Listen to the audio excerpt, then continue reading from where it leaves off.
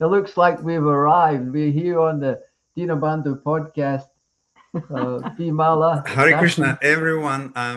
Yes, welcome to. It's not my podcast, but it's ours, and I call it first and foremost podcast. And this podcast is focusing on the Vaisnava community or the Hare Krishna community and like-minded individuals. Um, and we will be featuring diverse guests and discussing both timeless our fundamental topics and modern topics. And today's guests are my dear friends, Vimala Mataji and Jaya Sila Prabhu. So welcome to our podcast, and I hope everyone will get a lot of interesting insights from our conversation. So They've got, welcome they've got and welcome aboard. Harry Bolt Hare Dinabandhu. Krishna. Aribo. Hey, I know in these podcasts and stuff, people sometimes they tune in and then tune out. So hopefully you will not tune out for a little while. Stay with us, and we can see if we can give something of value to us all. Uh, First of all, I would remind you that when we came, my family came to New Zealand.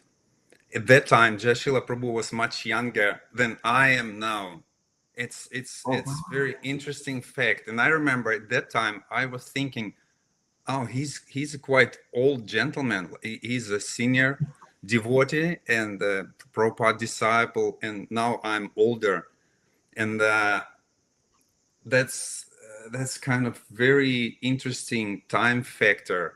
After some time, the age is not relevant anymore, and you're still full of energy, and probably in a few years you would reach Srila Prabhupada's age, and you can plan a trip to foreign country and start a mission, something like this. Wow. Will you well, be ready to do something like this, Joshua, Oh, at wow. wow. this age? Uh,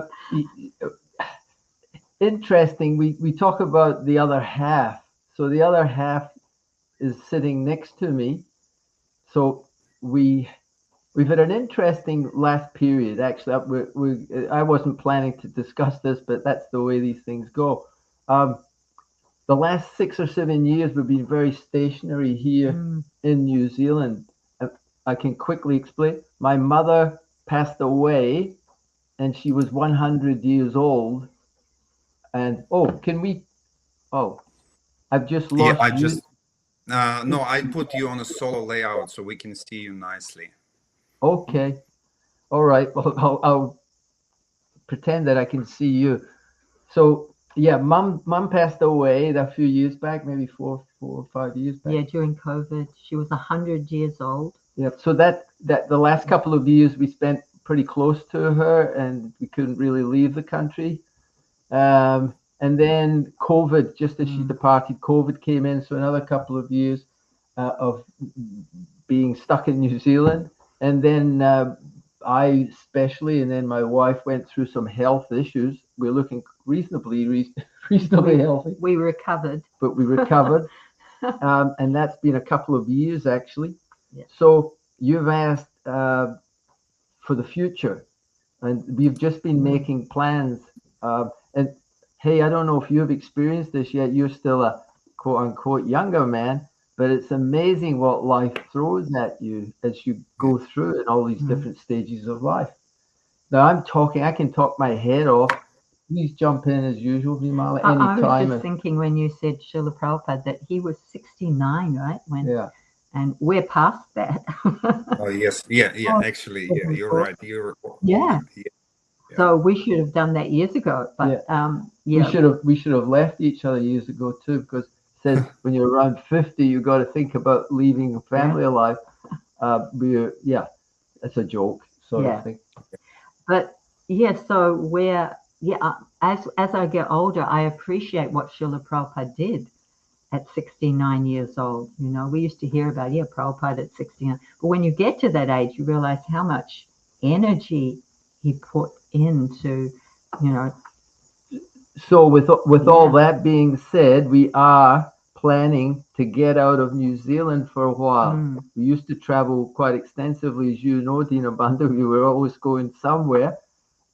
So this year we're going to start moving out, and we want to again recommit ourselves to pleasing Prabhupada by providing the kind of education that we can provide, which is in relationships and nurturing the greatness of our children, because it's said that any what is it called, institution or society that relies on converting new people will ultimately fail.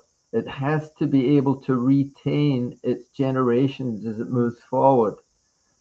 So Srila Prabhupada really wanted us to provide an environment where people flourish, families flourish, and their children come into that society and gradually see places for their future, like that. So Can I throw a question at Yeah, this moment? sure. When you join in the late 70s to the movement, have you had that idea that because that salvation is coming very close, we will become pure devotees very soon, as the process is so powerful, and we'll all go back to Godhead very soon? So there was no need of building sort of community or society in a far distant future. Have you had that feeling at that time or not? when we joined, I think there was a certain naivety there that we thought we were pure devotees because we were chanting Hare Krishna, and that was instant purification. So there was a certain There amount was. of that, definitely. There Yeah. definitely was, yeah. And that we're all going back to Godhead. Sorry, I've got some flies flying around. It's summer over here, right? Yeah. What it brings up as you ask that question, Dinabandhu, is being with Janananda Goswami in Australia. We went to see a property in Sydney for the western suburbs. So we went to see this property, and in the waiting room, as we were waiting to meet the people that owned this facility, it was a really nice facility. It was like a monastery with all kinds of facilities. We were looking at making a temple of it. Anyway, in the waiting room, there was a magazine.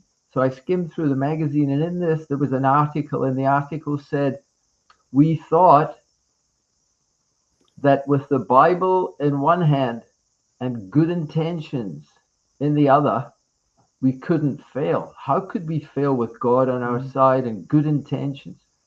Now, 20, 30 years later, we are seeing that there's so much more in this magazine. It was saying to community, to creating an environment than just, you do need the Bhagavad Gita, Srimad Bhagavatam in our case, and you need good intentions and sincerity, but there's actually a lot more to it.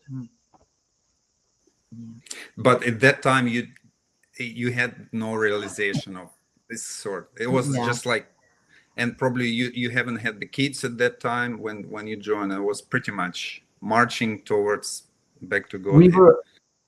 Please jump in anytime. Yeah.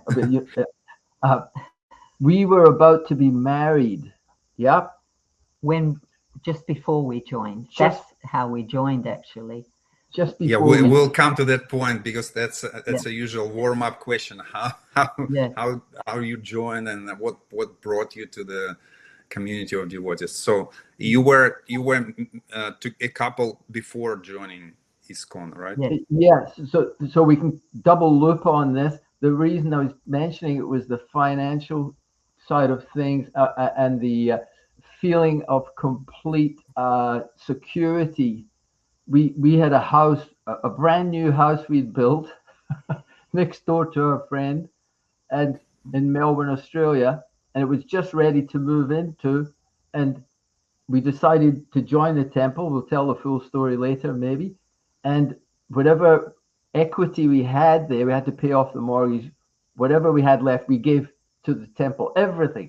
We sold our car, sold it, gave the money to the temple. That was the mood then. And we wasn't had it? to be convinced by the senior devotee that was like our mentor, who had been a devotee for 2 or 3 years, two or three. he had to convince me back to John. It was back to John, I think, at that time. Senior devotee back to John. Yeah. No, Yeah. yeah, he was John actually. Anyway, He was John too, but my name was John also. he was Ugra. Yeah. But he had to convince us, please take $10 to buy some soap or some toothpaste because you have to, like that. So it was so much that you just surrendered everything. And I often think we joke about, the good old days. And there was a lot of positive things, like we felt a great sense of community. We were very enthusiastic, young and enthusiastic. But when I look back, I see there was a lot of fanaticism. We were pretty fanatical, and sometimes a bit arrogance goes in there. Like you would be kind of there in Maya, or there would be this kind of superiority thing. Yeah. We used to even call it PD, pure devotee complex. So that was quite of a tendency. So there were some very positive things about the good old days, and some of them I would not want to bring back. So yeah, that helps. Interesting. I remember Niranjana Swami was telling short story how he came to New Vrindavan community at some point. He drew his truck there to West Virginia, and he surrendered his vehicle to the community. So it was common. You come in and you just surrender everything, and then after a very short period, he figured out somehow there's something dodgy about that place. So he sneaked in, somehow get the keys back from for his truck, and he jumped into the car and he left, taking his possession back. So my question is, at any point you're regretted that you gave everything, and thinking maybe we should withdraw something back to our young family, or not? No, completely, 100%. We were so inspired. So even looking, and we were so inspired at the time, and it was absolutely fine. And we've found that Krishna has taken care of us no matter what we've done. We've come to another country somehow or other. We started, we lived in caravans before we had any facility, but it was we always did okay. And gradually, so here we are sitting in this house. It looks like a nice house, but it's not our house. We live with a wonderful lady we've known for 40 odd years. She's 92 years old, and somehow Krishna's provided for us. We went to India, and we lived in the Goshala. So the Goshala, there was no what was there, electricity? But it was always going off. Electricity was always going off. Yeah, at that time, yeah. And yeah. So we've managed. But Krishna keeps, whatever your karma is, you get it. It's going to work out that way. So we were in the Goshala for a while, but then after a while, Burjan Prabhu had his flat at MVT, and he said, "Would you like to move there?" My wife went, "Yes." Vaikuntha, going to Vaikuntha. Electricity all the time. Yes. So we stayed there for some time. So that's been our experience, that Krishna has always provided, and I think the life is like this. You can't take away all these circumstances and all these difficulties and all the ups and downs. It's just how life goes, and if not those difficulties, we wouldn't meet certain people and circumstances which are probably defined us as we are.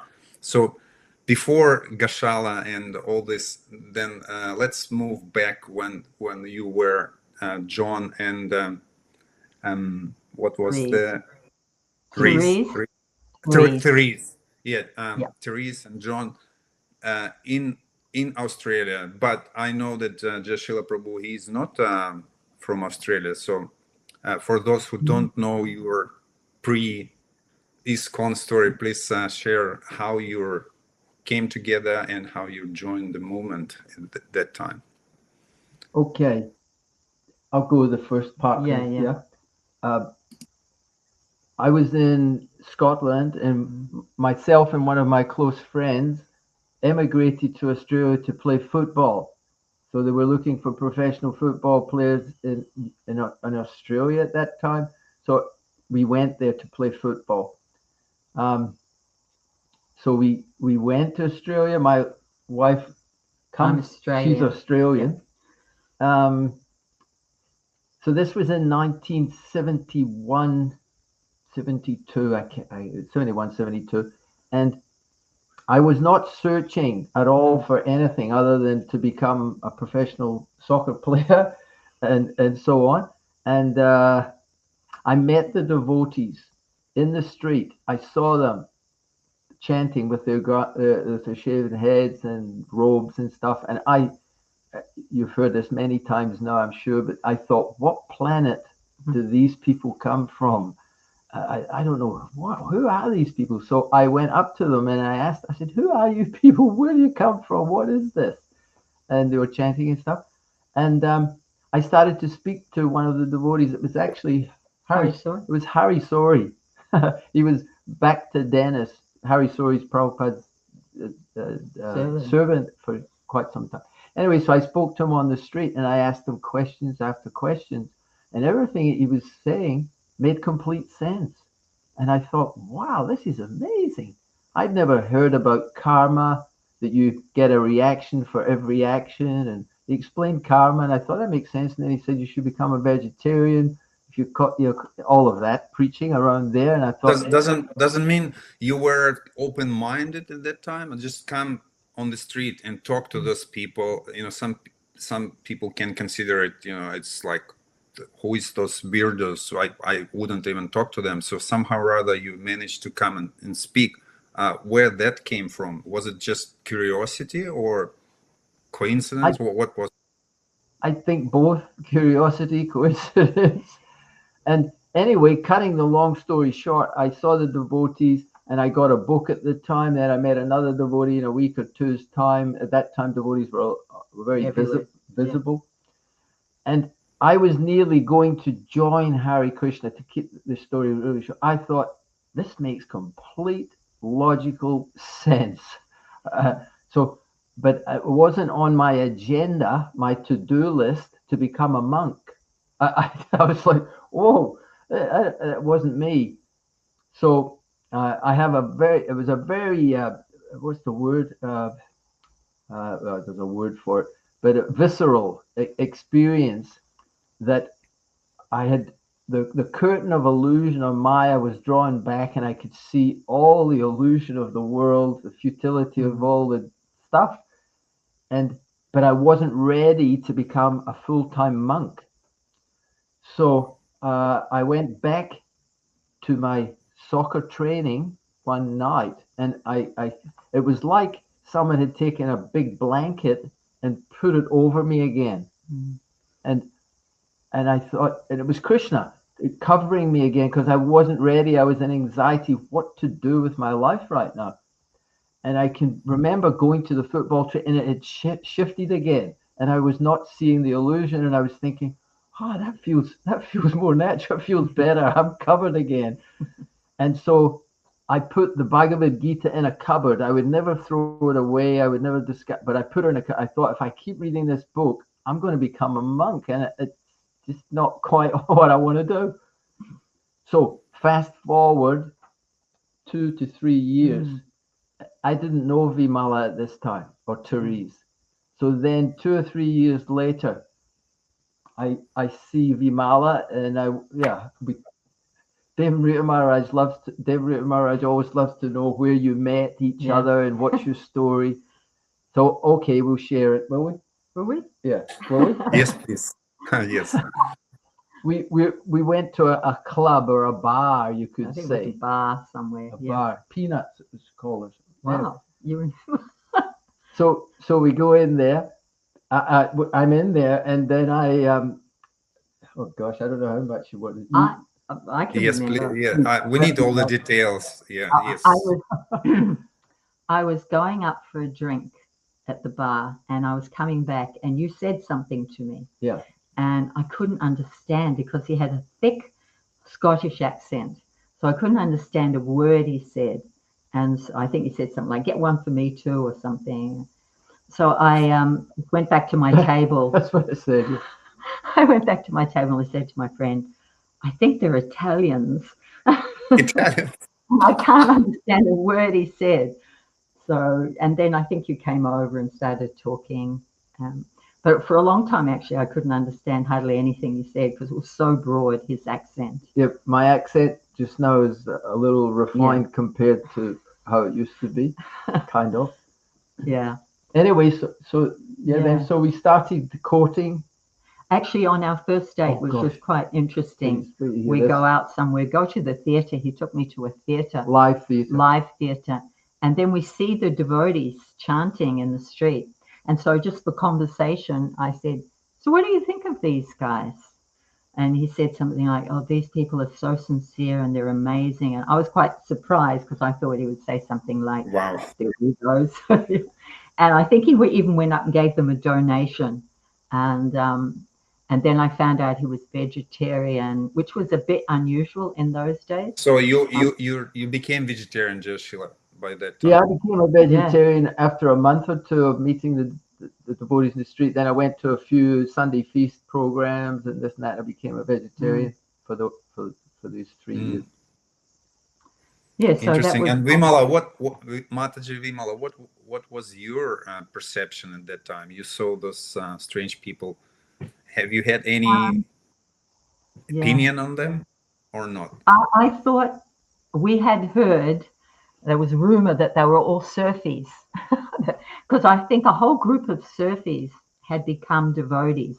So the rumor had it around the community, and I just thought, I heard they were ex-surfies, and that was kind of my perception.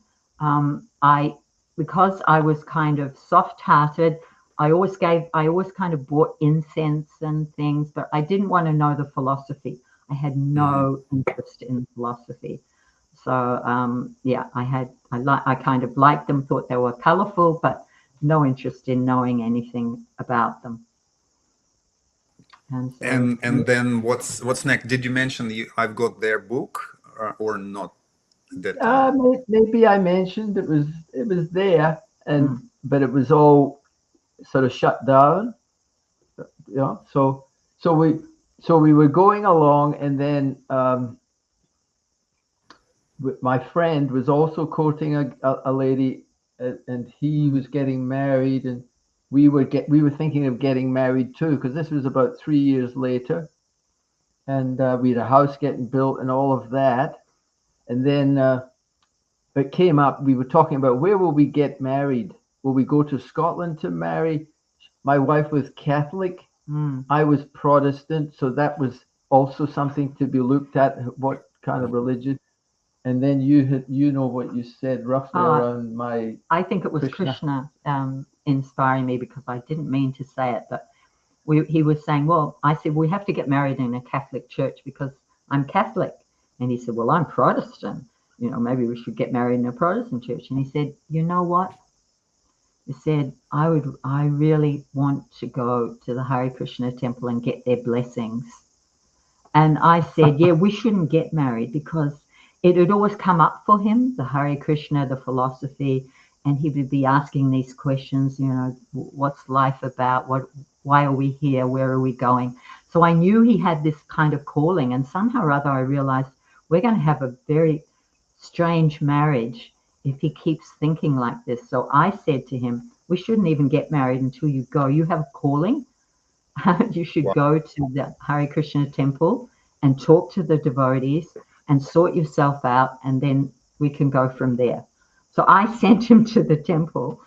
And what a wise and tolerant lady you were, Vimala. That's really unusual.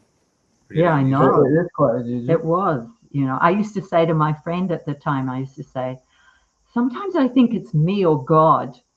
And she'd say, don't worry, you win. I was thinking, against God? Yeah. So, I sent him to the temple. And so I went to I found where the temple was, and went to the temple, and I spent the day there.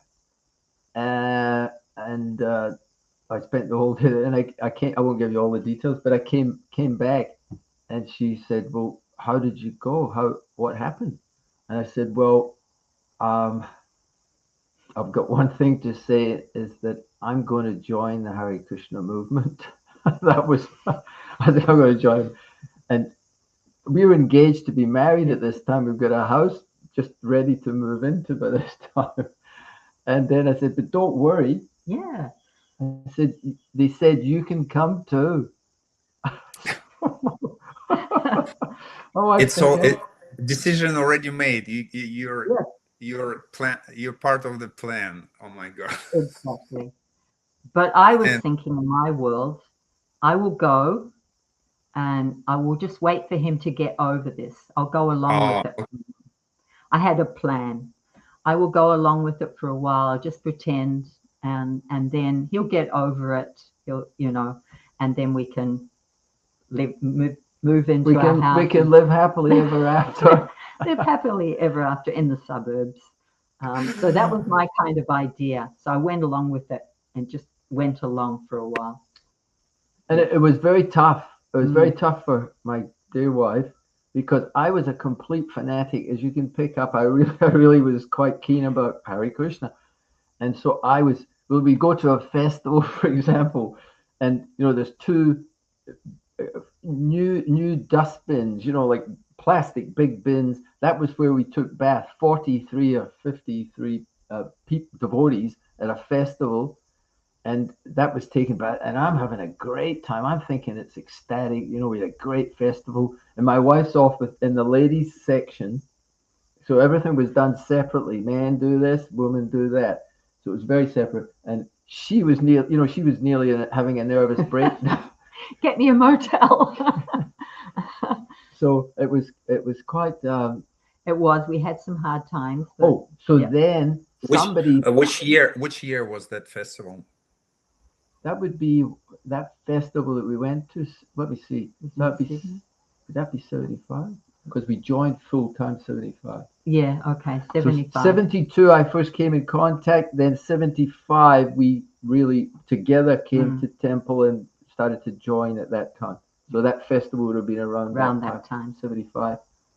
And I've lost the thread there. So the perception was, as I hear from you, Jaya Sila, perception was you joining Hare Krishna, you become a monk. Like you said, I'm not ready to become monk. So that was perception. Those bunch of people, them all monks, right? Yes, and I couldn't understand why people could wear. This to show you how fanatic it was. I couldn't understand why the guys in the white dhotis couldn't understand the philosophy. The Yeah. philosophy is that women are Maya, that this is an illusory thing. So I was thinking, don't these guys hear what's being said? It was so pervading like that. It's unbelievable how you managed to save your relationship at that time. Okay, here we go. Here's how it happened. This devotee called me aside, and he said to me, he was a big guy. He was about 6'5" tall. He was a big guy, and he said to me, "Look, son, he's a little older than me, not much, but you look, son. So you brought this girl along with you, so she's your responsibility. Now you have, because I was not treating her very well at all, as you can imagine. I was like, I'd rather be with the boys with the saffron on. That was the false renunciation of the time. Yeah. And when he did it, I testify to this, and I've said it many times. It was as though he'd taken a pin and burst a balloon. And I just went, and I thought, wow, I was in such a dream of, yeah, false renunciation and detachment, so called, and all the rest of it. So then I tried hard to apologize and reverse the trend and tried to become a human being a little bit instead of this pseudo pure devotee, completely illusory kind of idea. I would have ended up marrying some other girl, 6 months later or a year or something. Probably. In fact, somebody said that to you. yeah, before that talk with that householder, big householder, I got called because they thought he was good brahmachari material. Why should he be a grihasta? Wow. So they, Brahmachari material. Oh, that sounds harsh. Yeah. yeah, that's what they thought. So I got called into the office and the temple president, and he said to me, "You need to get married, right?" And I said, "Yeah, yeah." And he said, "Well, he would make a good brahmachari, so we can find you somebody else, so you can get married. Is that okay?" I just started crying. I think I just, and then he said, "It's all right, it's all right." He kind of took a step back. It's all right, it's all right. We're not doing anything. You're okay. And he sent me out. So that was what it was like in that time. They thought, well, we could just get him married to someone else, you know. And Jaya Sila will be a brahmachari for at least 6 months or a year. And that's all good because it's the best thing. So then after that, we had a talk. He had a talk with that devotee who kind of set him straight, and things got better from there. And it took me a while to actually want to be a devotee on my own. Like I said, I was just kind of going along hoping that we could just kind of get over this. And then one day, like you were talking about the curtain of Maya, one day we had an argument, and I said, "That's it. I am going." And I packed my bags, and we were living in a little flat. And I walked out, and it was like I saw Krishna showed me the material world. It was at night, and it was on the beachfront, and there were alcoholics and drug addicts, and everything I saw was like the philosophy of that there isn't much, there's no happiness in this material world. So I think you came along. Yeah, I came out looking for you. Came out looking for me, and I thought, I'm going to do It's pretty much like a movie. You're telling the story, and I'm visualizing the movie. Yeah. It's amazing. Yeah. But I thought, I'm going to do this on my own now. So I started trying. I started chanting more and listening to the philosophy, and I started becoming a devotee on my own, with him, but on my own. And that kind of was a big turning point for me. Very interesting. Very interesting. I will skip the huge gap and we'll come to that. At some point, Jaya Sila Prabhu became a minister of Grihastha Ashram in ISKCON. Yes. For some people who don't know, which means Mataji Vimala were the ministers of Grihastha Ashram. There's such a word. Mistress. Yes. Mistress. So that took you a few years. Yes. So what you were doing through these years? So can you tell your story? Joining in Australia. What's next? Where did the journey lead? Well, in 76, so that was 75, getting, through all that and actually becoming a devotee. And then Srila Prabhupada came in 76 to Melbourne. And that was a big event for us because we both got initiated at that time. And that, I would say, was more a steady time for us in Melbourne. And we were working or serving at Spiritual Sky, which is an incense factory. And so we were packing incense to start with, right? And then they saw I could do secretarial work, so I became the secretary. They saw that maybe I can count to 20 and put 20 sticks inside an incense packet. And they thought maybe he could sell some incense. So I became the sales rep, and I used to travel in a combi wagon all around selling incense and stuff. Then a year or two went past, and then we started a business of importing garments from India to handicraft garments into Australia. Pardon me.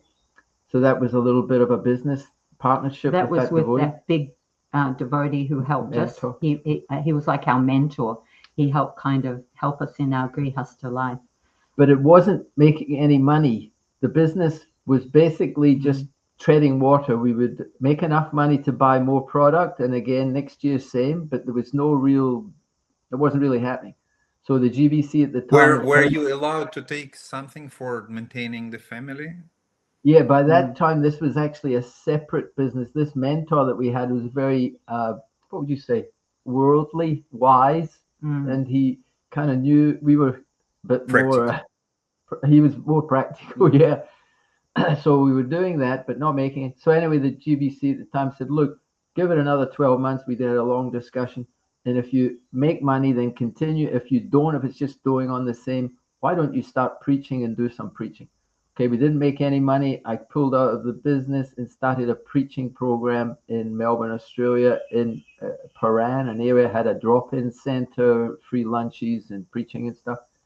And then after that was maybe in about 1980, they thought, okay, we need a president for New Zealand. I won't get into all the details, but there was a need for someone. I was invited to become the president after doing the preaching center in Melbourne. And I came over, and my wife, I came over for a month or two, and then she came and joined me in 1980. So I became the president of New Zealand. We were here for about 9 years, I think, at least. So it was in New Zealand, in Auckland, or another city? In Auckland. In Auckland. Yes. So that was there, and then I'll cut story short. So then we were invited to go to India. It was Prabhupada's centennial celebrations in 96. 96 centennial. Oh, yes. So about 94, Lokanath Swami contacted me and said, "Look, we'd like you to come to India and head up a project in India for the centennial and the whole thing." We accepted the invitation and we went to India.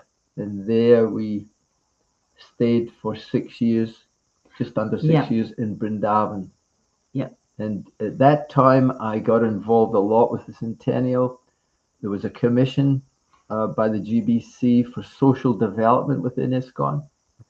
It was a very pivotal meeting in Abentur, Germany, where the GBC met. And the beginning of the preamble for this commission for social development was that ISKCON's house is on fire. Heavy words, but that socially, it was the society, its leadership was recognizing the need for social stability of our ashrams and our vanas and all kinds of things like that. So I ended up being the chairperson for that commission on behalf of the GBC, and we went to all the continents of the world and had conferences with all the senior devotees and devotees, so rank and file. It's So and then during that period, there was a request for a Grihastha minister, and I was appointed as the Grihastha minister at that time. And we had our two children. We forgot about them. We had our two children, Nandu, Navadvip, as you know, as Navadvip, and Saras. So we had our two children by that stage too. Saras was 9. They were little kids. When we went to India, Saras was 9 and Nandu was like 15, 16. Yep. So, yeah. And I started teaching at the school in Vrindavan. That's how I began my teaching service. So. Yeah, because you could pick up there. It seemed all about me, but and my wife came. It's all a puzzle, big puzzle. Yeah. I'm curious about the Nandulal or Navadvip. Did he attended a school there, a Gurukul, or not?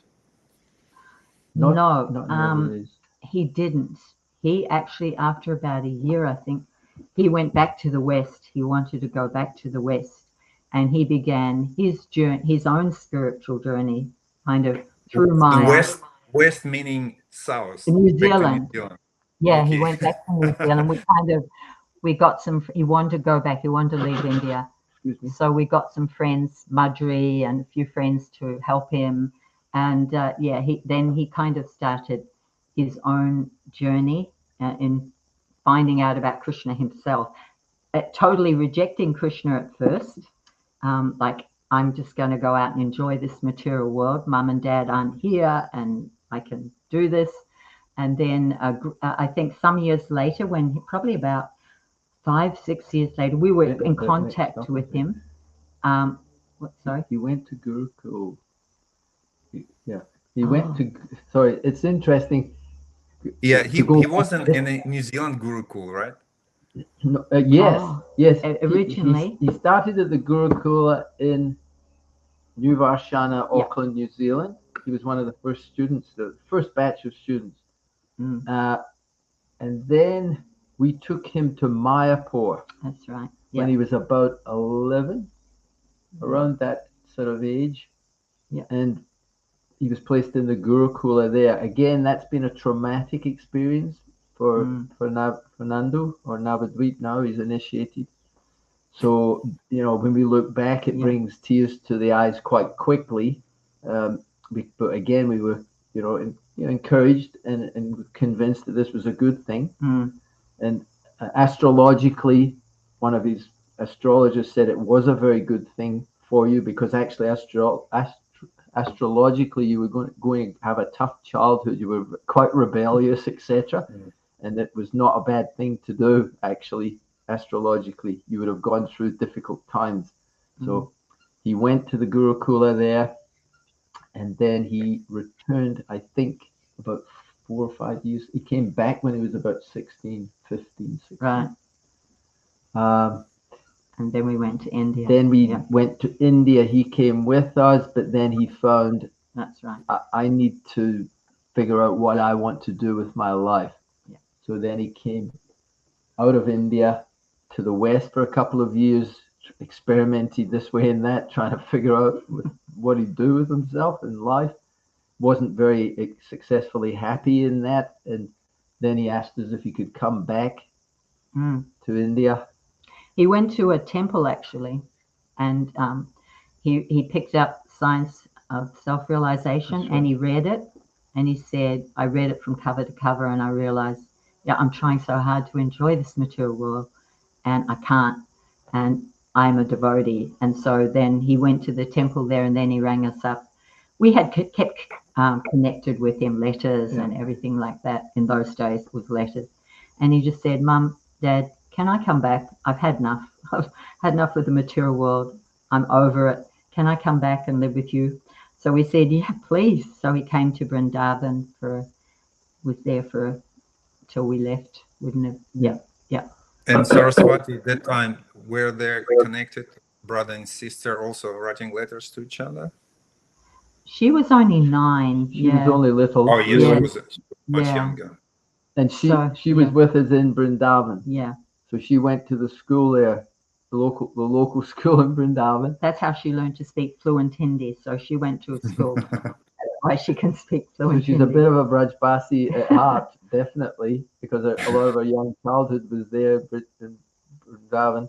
So she's a real, her Istadevi is Srimati Radharani. She's very much close to Radharani.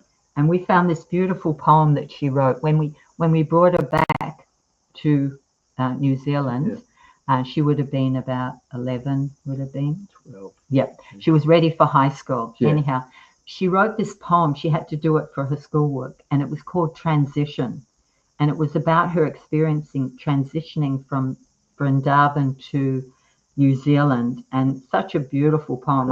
I took it to her. I found it while I was going through some stuff, cleaning out some stuff, and I took it to her recently, and it was such a beautiful poem about the experience. She said her heart was drawn back to that land of the bells where she grew up, rather than this kind of exciting but foreign land of New Zealand.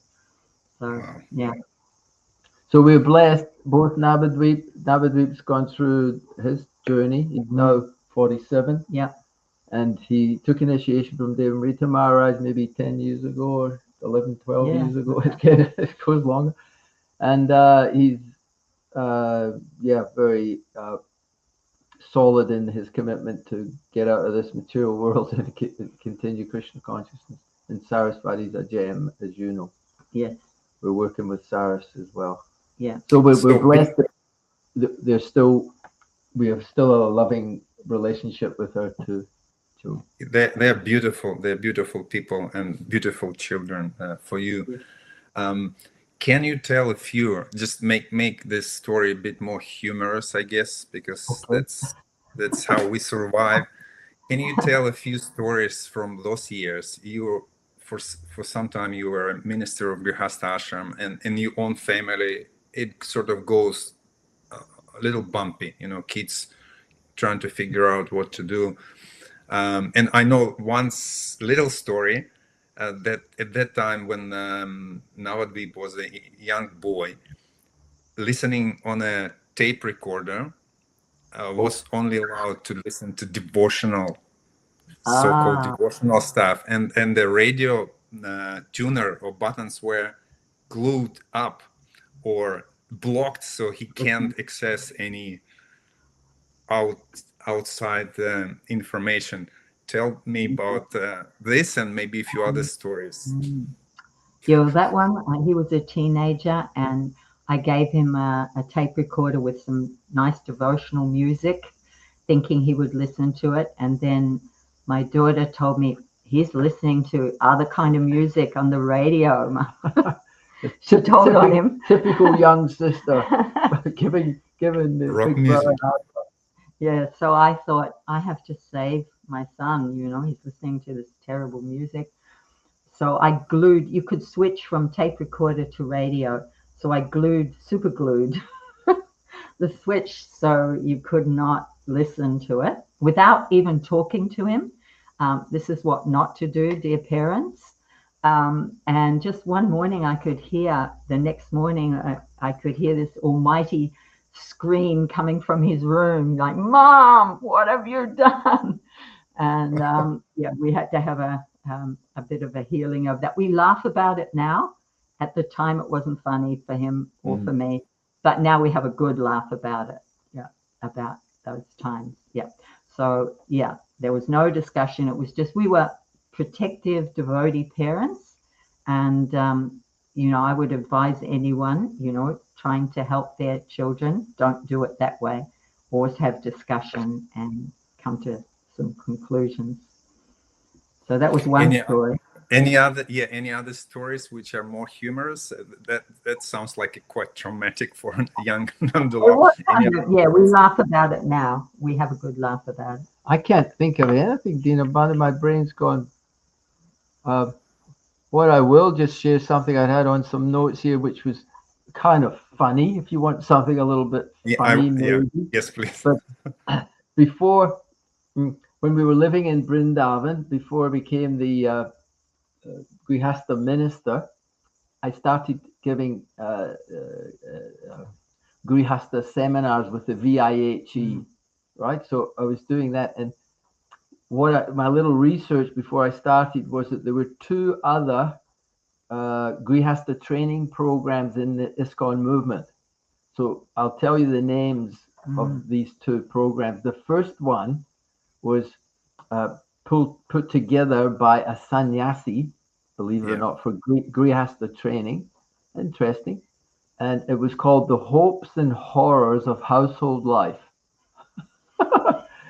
So that was the first one. And then I think somebody must have had a chat with someone and decided that it might be need for a better title and a better type of Rebranding. rebranding. Yeah. So a Grihastha, I won't mention anybody's names, came up with the next seminar, and it was called Survival in the Grihastha Ashram. Yep. So A bit more hopeful A bit more title for hopeful, the seminar. a bit more positive. you might survive if you follow these things. And then, as I said, it was Buru Jean Prabhu. I remember asking me. He said, "Why don't you put together a, a Grihastha program?" And so we decided to call it Success in the Grihastha Ashram, because it wasn't that me and my wife were Mr. and Mrs. Success. It was just that I had heard Srila Prabhupada speaking many times saying there's Sannyas Ashram, there is the Vanaprastha Ashram, there's the Grihastha Ashram, and Prabhupada really emphasized in his speaking. He said, ashram. It means a place of shelter, a place of spiritual development. So I thought, well, we want the sannyasis to be successful. We want the vanaprasthas to be successful. What about the grihastas? It would be nice if they were successful too, and all the ashrams. So anyway, that was kind of funny where we, again, it reflects that fanaticism we had. Yeah. Is that seminar still available somewhere? I mean, it was a time I wasn't social media developed at that time. So is anyone can access that seminar or materials like the materials maybe? I think there was a PDF version someone put up somewhere. We've got the hard copy of it, but yeah, there must be a PDF somewhere. But it was a long time ago. Hard copies. Yeah, mentioning at that time it was like a journal hard copy published or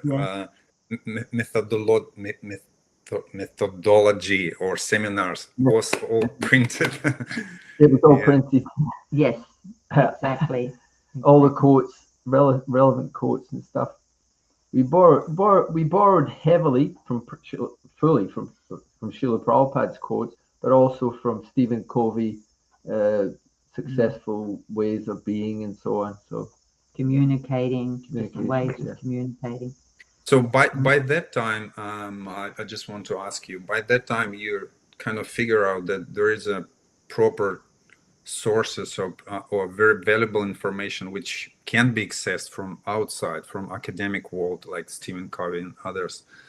I remember Mahatma Prabhu, who also done a lot of preaching until 90s, and at that time, late 90s, he realized that he need to learn more skills how to deal with psychology, and he went through some courses, intensive courses of psychological coaching and stuff like this.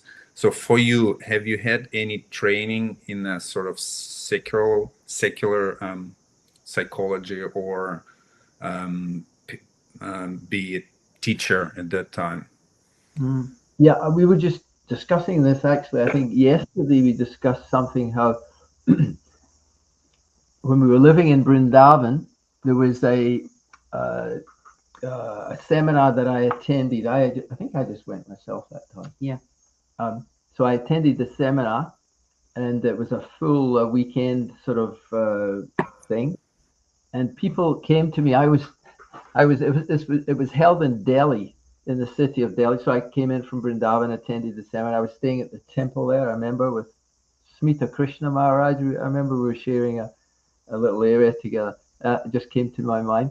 And anyway, when I went to the first breakout in this seminar, so they break into groups and have, things to do and so on.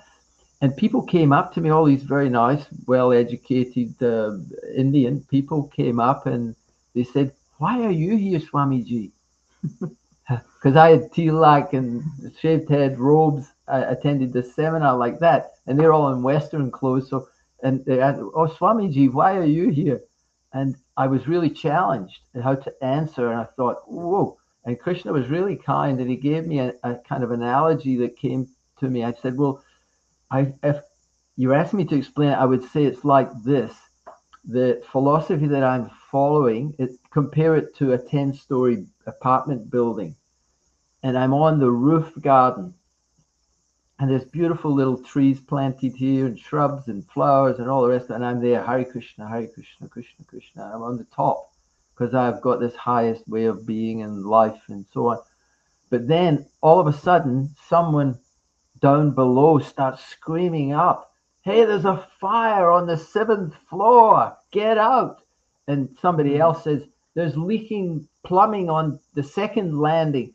So I was saying, we may have the highest philosophy, but how am I showing up in life as a human being, as a husband, as a father to my children, as a co-worker in a project? The human stuff, we need to learn some stuff to. So anyway, I did that seminar, and it was all about some of the human things. Did And he, they understood the analogy? Those yeah, they gentlemen. were, yeah. I said, so I'm here like you. I've got to learn the same stuff, and they appreciated. Uh, And then Uh, as we had, the, sorry, sorry. Yes. Yes, Vimala. oh, just as we had our children, and you generally, if you have no other model, you probably do what your parents did, right? So we started to realize that, I did anyhow, I need some tools here, some help with raising children. So I used to get books and things from the library about techniques. And then as a teacher, I went through that same thing. And that's how we found nurtured heart approach, which we use in our coaching and in our nurturing Krishna's children. So we, that was a big one. And we went to get trained yeah, for that. We went to America. for two different summers. We went for about 2 weeks Yeah. at a time, each for two So years. you became teachers, just sort of going back a little bit. So Vimala, she became she got a profession as a teacher. Which year was it? It was around 2000. I had to go back to school, to uni. You had been teaching in I Vrindavan. was a teaching, but without a qualification, a Okay. proper qualification. So I went back and I started helping out at the school here. And then Prana Prabhu said to me, you should go and get training because you're a teacher. He said, go and get your training. So I took 3 years off and I went and got trained. And then I came back and it was about 2002. And that's when I was, since then I've been at Hare Krishna school here in Auckland. Yeah, So so yeah, and it's more than 20 years. You've been teaching more than 20 years yes, now. and then the 5 years in Vrindavan. So yep. So At yeah, some point, then Jaya Sila also Yeah, became a teacher as I well. got, yeah, it's all my wife's thing, because she said I'd stepped out of management for a while. It was getting a little bumpy, so I thought, okay, I just withdrew a bit from the management side of things. And she said, "You'd be a great teacher, Prabhu." yeah, And I thought, hey, behind every small man, there's a great woman, and she's saying how I could be a great. So off I went to. I was 55 when I went to university and got a degree, and became trained. yeah. And the amazing thing, that method that Vimala found when she was challenged at this Krishna school with a little child, she was challenged so much she didn't know how to react to this child, and she found this nurtured heart approach. I had this very difficult child, and I was thinking either I should give up teaching because I do not know how to handle this child, or I need to find a way. So I kind of Googled difficult child, and this system came up. Krishna. I prayed to Krishna first, Googled difficult child, and this system came up. So I started using it, and it transformed my teaching. And then so when I said to him, he was doing relief teaching I go into outside. a different classroom every day, new children, and we thought, well, there's no relationship much. How are you going to use it? So, but then I said, oh, I'll just, try it. just clarify. Vimala was teaching in the Hare Krishna school, and Yes, Jaya Sila, you've done relieving teacher in different schools around the city. yes, Yeah. yeah. Yeah. I did that for about 7 or 8 years, I think, about like that. So I took my training, did that. So then I took this methodology that Vimal was using, and we went to America for 2 summers and got trained as advanced trainers in the nurtured heart approach. And then I was using it, and it's so powerful. It's so good. It's Let's just talk about this. I think this is very important topic. And by the way, Vimala was a teacher for my kids, and it was just fabulous time. They remember their school years as the I'm best so happy. years of their life in the school. And I also Wonderful. went a few times observing Vimala teaching, just get some snippets. And I was amazed how efficient she was. She was teaching small kids, Yes, I and was always teaching small kids. it was just like a science how to direct kids and sort of do soft commanding, so they will be following certain patterns, and you have certain exercises like something like, anyone who can hear me clap two times or something like this. And Yeah. I thought, wow, she's an expert, and kids following all this commands from the teacher was really nice. So I realized that she is a professional teacher. She's not just pretending to be a teacher. So No. coming to nurturing Krishna's children, or any children, or anyone which Or interest anyone, yeah. can be expanded to nurturing any human being. So Even even your husband or your wife, you could nurture them. Nurture them, for goodness sakes. Yes. So for those who never heard about this technique, which has official name, it's like probably copyrighted name. Yeah. Yes. So what's the name of this? Is this thing still going on in the Yeah. States? Yeah. Yeah. So Yeah. what's the name of this technique? It's called the Nurtured Heart Approach. And there's books that you can get that teach you, and there's probably a lot of videos, and probably more now than when we were learning it. But yeah, once you know it and you become practiced in it, you can't unknow it. It's kind of, with you once you get good at how to do it. So the main thrust would be, do you want to explain the energy principle? Yeah, Okay. let's condense it. I presume it's Yeah. it's a large topic. It's a science, and Yeah. we don't have much time. We still have a lot of Okay. time, but if we condense for the listeners or viewers, so they can understand that in a nutshell. Let's say I don't know anything about this, Yeah. so can you explain in a short sort of time Okay. what's actually nurturing someone's heart? Haha. Nurturing someone's heart. In a short version of it, I'll give you an example, see if it works. We'll see if it works. What we were talking about, me going into a classroom that I don't know anyone, the children. And you've alluded to the point that it's not just for little kids, because somebody's listening, they'll think, oh, my wife teaches little children, but I've got teenagers, man. I'm not going to go clap, yeah. clap, clap. They're all going. So this approach can be used with gang members, gun holders, knife carriers, teenager, whatever. It works for every human being. You just have to learn how to use the approach appropriately according to the age. So I would go into a classroom and I'd sit down. I just sit on my seat, and I've got 25 kids in front of me sitting there, and they're thinking, who is this guy? Never seen me before. And I'd say to them, I say, hey, look, kids, my name's Mr. Howie, and today I'm your teacher. We've got two ways we can work today. Now, I'm going to explain them to you in a couple of minutes, and we'll see what way you want to work. Here's number one.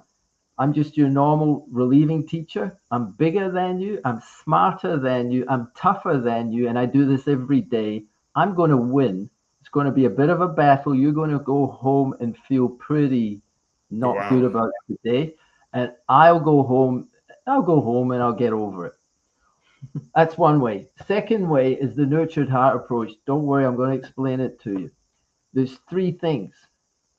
When you do something wrong, put your hand up if you've ever done something wrong. Come on, and everyone put their hand up.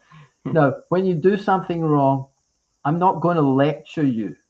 All I'm going to do is I'm going to say, I need you to reset. Reset means that you get back on track of what you know should be doing. Put your hand up if you don't, if you know the rules of the classroom, what's expected of you, and they'd all put their hand up. Yeah. Everyone knows what's expected.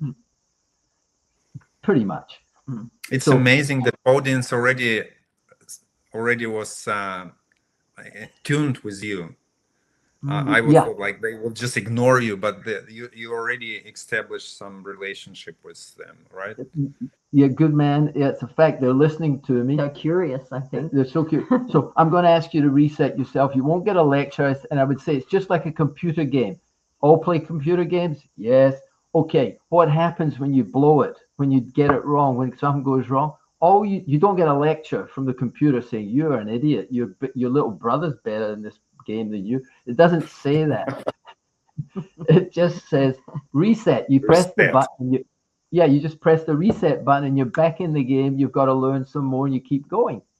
So when you do something wrong, I'm just going to ask you, Julian, reset yourself. And that's all I'm going to say. And I take my energy instead of Julian getting the energy. Julian, all he got was a moment's, Julian, reset yourself. Now, kids, what are we doing? Who's reading? And he didn't get any more energy. And the key point is kids want your energy, whether you're a parent or a teacher.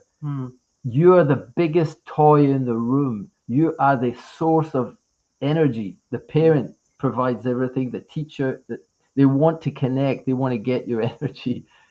So if they learn that they get the energy when they do something wrong, they do things wrong to get your connection.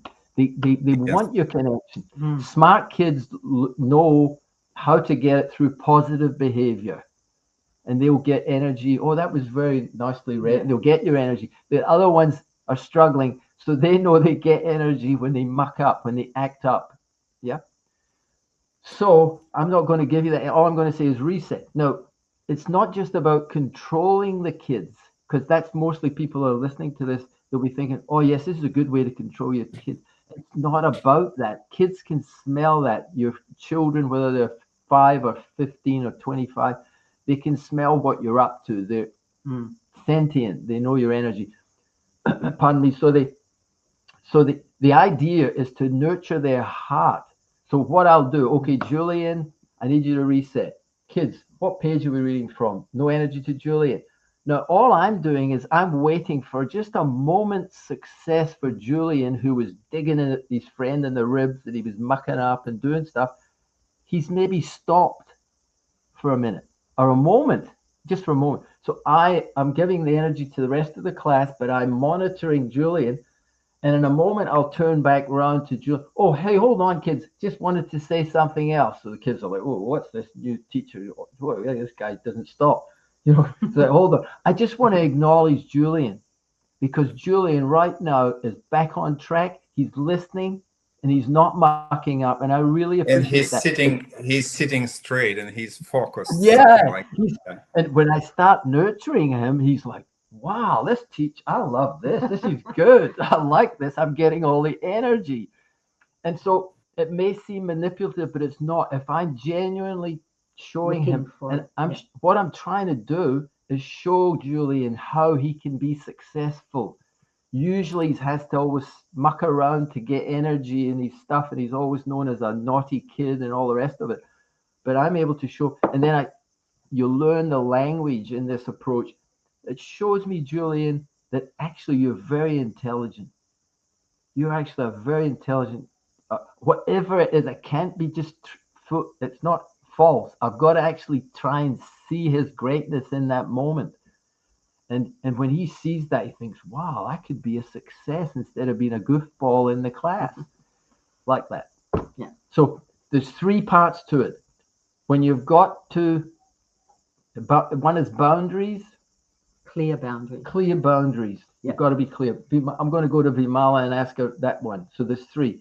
Clear boundaries. You want to So the clear boundaries means that the children, they know the rules.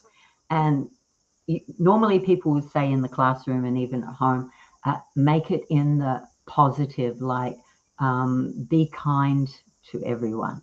But that's very vague. So in the classroom we have no hurting others. This is in year 1.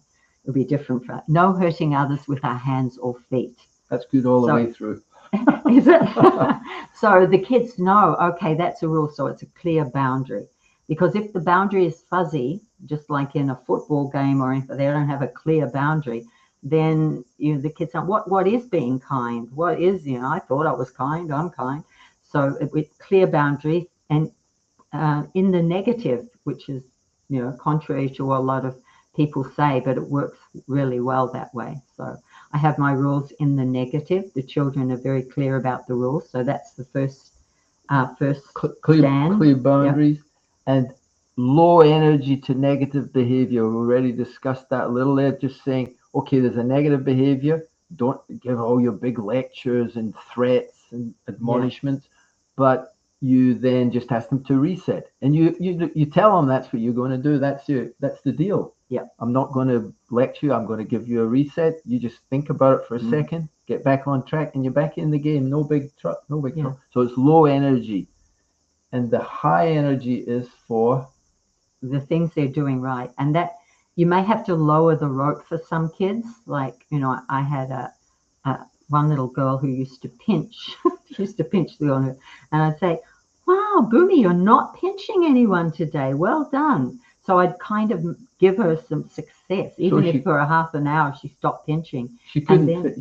She couldn't feel she'd already not pinched. Yeah. So you have to sometimes with some kids lower the rope. Some kids just noticing, especially some children who probably don't get noticed. The good little kids sometimes, because the teachers or parents are their energy is going so much to correcting children with behavioral problems, they forget the good little children and giving them lots of energy too. And Vimala used this expression, lowering the rope. So we'll just unpack that very briefly, but lowering the rope. There's in Water World in America, Orlando, or wherever, different places around the world, they've got these big orcas, big whale type creatures that fly out of the water into the air, and it's spectacular. Now, the training for that whale or orca is, you would think they would maybe be swimming in the water, and they've got to get jumping out the water. So you think the rope would be, a couple of feet off the top, and try and get them to go over. The training begins right on the bottom of the pool. The rope is on the bottom of the pool, and the trainer encourages the orca to go across the rope again, gives them some credit, some food, some item, and swims back and forward, and the rope gradually is increased to the point where it can come out of the water more and more. So in this approach, we're not looking for amazing changes in your husband, dig, or wife. But you're not fixing the rooftop, right? Where everything is nice. You're working on the 5th floor, on the 7th floor.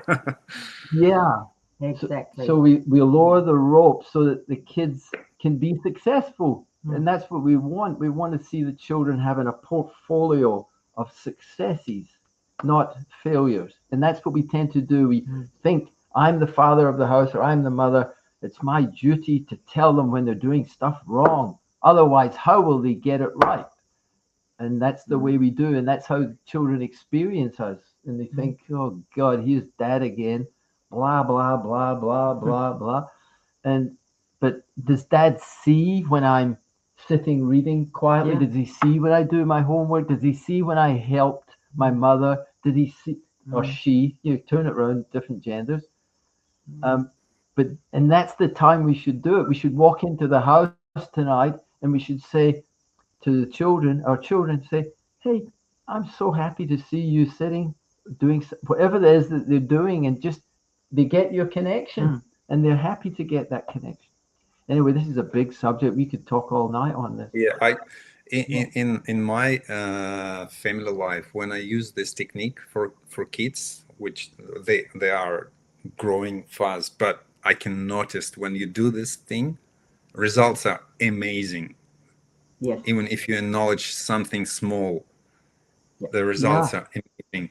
I have a question though, with this technique of reset. If we talk about relationship with adults, just like day-to-day life relationships, it's not in a school. How do you use this technique? You wouldn't say to someone else, reset. So what's the technique dealing with your family members or friends or colleagues? How to apply it in this situation? Great question, Dinabandhu. We basically never try to reset somebody else. It's a voluntary thing. And with relation to adults, we could take on just in relationships that, how can I reset myself? If we're having a a confrontation or a upset with someone, instead of looking how they should reset themselves, we should be looking, how can I reset my own consciousness in a way which is far more accommodating, understanding of the situation. Yeah, and couples, they may have, like with children, that you work out the rules and everything. And couples also may have boundaries that you need to work out. A couple that have good communication work out, well, we've got a pattern here. We talk about this in our book and everything, pattern here that's not working. So you may have like a boundary that, okay, none of that. I promise I won't do that. So if they break that boundary, like reset, you could just have a code word or something like that you have already worked out, just to remind each other, okay, like don't go there kind of thing. So you can work that out, and that could be like a reset, but it has to be very brief and very like you've worked it out, because you're adults, you've worked it out before. So it could be just a quick reminder. Yeah, and your language may be, instead of saying you need to reset yourself, it might be, you might try I, as I mentioned, or we. I think because we have, as Vimala said, some shared values in the arrangement, and maybe we need to look at resetting. And basically, I think it's, maybe I'll take the responsibility to go out for a walk because we're not getting anywhere here. And I think I'll reset myself. So it's always good to take that humble position, and you won't be cheated. Sometimes you think, well, if I take the humble position and go for a walk, it looks as though I'm wrong.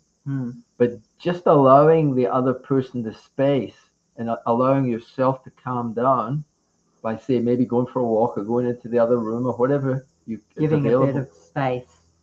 But that doesn't mean, as you know, Dina Bandhu, that doesn't mean you brush it under the rug. A lot of people do that. Okay, now it's all right. If you have an issue or a pattern, and this is with adults, you need to address it, but not when you're in an angry or upset mood. So that's what you drop the flame. You give each other a bit of space. And then when you're calm, then you bring it up, discuss it rationally. Yeah. It's very hard. In most cases, the dialogue happens when everyone is agitated, maybe. So it's a sign how to pause. So at this point, can you tell about that? As Vimala mentioned, the book, you wrote a book, so we can advertise your book, and what's the name of the book and what it's all about? Right with your knees. What do I need? Okay, well, we've changed the title. It's the same book. We've repackaged, rebranded. This is so you had the first edition, which was done like 10 years ago, something, right? It's pretty much the same edition with a new cover and a couple of new title, because I'll show you the thing. It's called Sattvic Sanga. This is a what do you call it? Dummy copy. An editing copy. We have to fine tune a couple of edits in it before it's in print. But I'll put the cover on a full screen. Okay. So people can see it better. Sattvic Sanga doesn't mean it's more for devotional community exclusively, but the name suggested that it's only for devotees, right? Yes, it's called Sattvic Sanga, 5 Simple Steps for Harmony in All Your Relationships. This is the devotee edition. The original cover and book was called Relationship Rescue Remedy, but now it has quotes from various what would you call mainstream quotes. That's the mainstream edition. The mainstream edition. Separated them. So it has a new cover, a different cover, but it's called Relationship Rescue Remedy, and this is the devotee edition with Prabhupada's quotes and mainly scriptural quotes in there. But the same, complete same thing. So you haven't printed yet. So that's just like a presentation version of the book. So you're planning to print out this book? Yes, it will be available on Amazon, and I would think within a month by the time it happens. Nice, very nice. So it's quite a Sattvic I like the And cover. good. Thank you. That's coming from an artist. That's good. We're impressed. And So then, where? so is that book, it will be, so you said you planning to travel. Will you be promoting this book while traveling? We'll be doing seminars. That's our idea. Seminars with on the Sattvic Sanga, and also we're just starting to write Nurturing Krishna's Children, and we hope to do seminars on that too. We've already done some on that, so we've got the basics down for that, and that kind of will include that nurtured heart approach in a Krishna conscious setting. And what we're looking at is trying to spend maybe at least a third of the year traveling, at least a third, maybe to a half max, and the rest of the time we're looking at trying to put. There used to be an old friend of mine called Dina Bandhu who used to put together all my programs. God bless him. He used to do videos and slideshow presentations and all things. So what we're looking at now is a way of, hey, we travel, we do our presentations, and we have a program for connecting people to us when we are back in New Zealand online, that we can have podcasts, seminars, and a way of connecting and answering people's questions and stuff. I think it's very important. It means it's a live entity. It means you can have a third edition where you will use the feedback and probably refine the course and make it more, so to speak, applicable. I don't know. So I think it's a great idea to share success stories and maybe some, as you like to call it, stepping stones, difficulties. So I wish you all the best with this. I'm not sure. Will you be here in Australia, or you will be traveling some other countries? Do you have any schedule yet? No, not yet. Australia is definitely on the horizon, because that way we can go. New Zealand to Australia is not far, so we can go quite close. So yeah, Australia will do, and other countries we still have to put them together. America is a possibility, and Europe, and even Ukraine. Yeah. Talking about Ukraine, can you share your memories, maybe briefly? I want to do a second podcast with you after some time, hearing all these beautiful plans and a lot of wisdom and information. But right now, can you tell about your visit to Ukraine, as you went there with your seminar, Nurturing Krishna's Children? I think it was 2011 or 12, right? Yeah, around that time. I can't remember exactly. But how you remember those days spent in Ukraine during that huge festival, Sadhu Sanga festival? What are your memories of it? My memories, first one that comes is having a blueberry, I think it was, a raspberry, I think it was blueberry ice cream with you and your mother at your mother's place. You remember that? I remember we went to her house, and I remember you got some ice cream, and we offered it to Krishna, and it was lovely. Then the wonderful memory that I've shared many times about the Ukraine is that wonderful place in Kiev where we went together to the monastery where the king. Do you know what is that called? The place, people, all you people will know it. Yes, it's called Kiva Pechor Lavra, and it has a history, more than 1,000-year history. And we went to the caves where the monks used to perform their bhajan, and it was it was absolutely. It's stuck deeply in my heart that these great rulers and emperors were renouncing at the last stage of their life and going to such a place, and they were just taken care of very minimally, and their higher focus was on the next life and God, and coming closer in their last. That's so.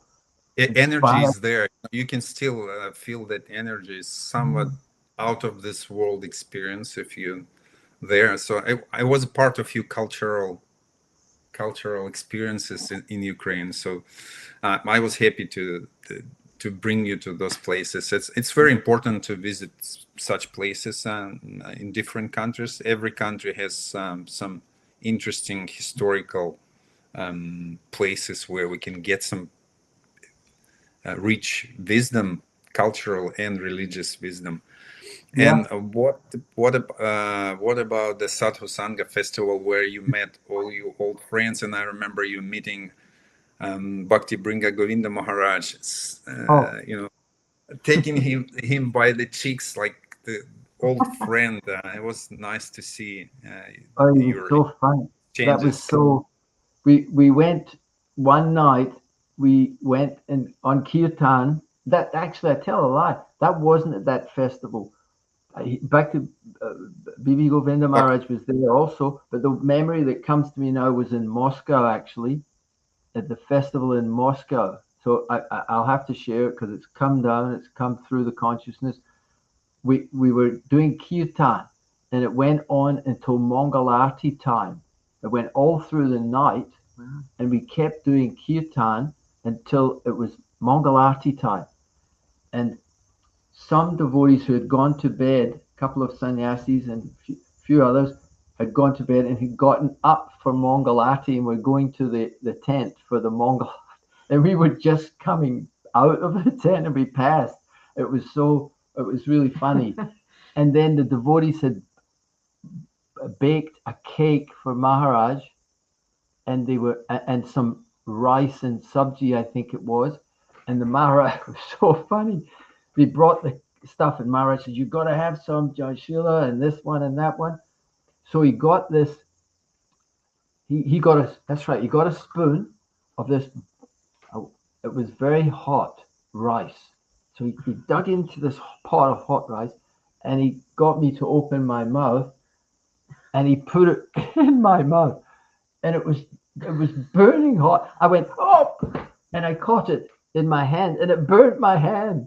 It was so fun, but we were delirious. We would be chanting all night. We were completely in another world, and I was laughing, and he was laughing. Transcendental torture, Yes, transcendental torture pastime. it burned my hand after, not too bad, but it was red, Red hot. Anyway, that was, and then in what was the Black Sea? What was it called? This It was Bhakti Sangam festival. So it was so nice. The voice, and you were working so hard, as I say, you were supporting me in the translation works and translating all the slides, and we did a number of seminars. I remember we were doing, what was it? It was nectar of instruction, I think. Yeah, you've done a Grihastha seminar, then you've done Nurture Krishna's Children, and also a few lectures on general subjects. So it was very well received. For some reason, I was only one visit in Ukraine at that time. But again, hopefully, after the war will be ended there, you might go there and share your beautiful wisdom there once again. I can sing this is ridiculous. I can sing a song for you that I sang. You'll remember this song. Funny. I actually sang this, and I look back and I think, did I do that? I feel happy and blessed. I feel calm and relaxed. My life is full of joy.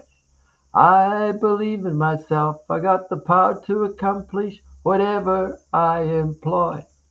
I purposely utilize all of my time. I achieve my precious goal. My vision's clear, my destiny's bright. Krishna's plan for me unfolds. I'm resolute, determined, I'm fixed and unshakable. Illusions fade away.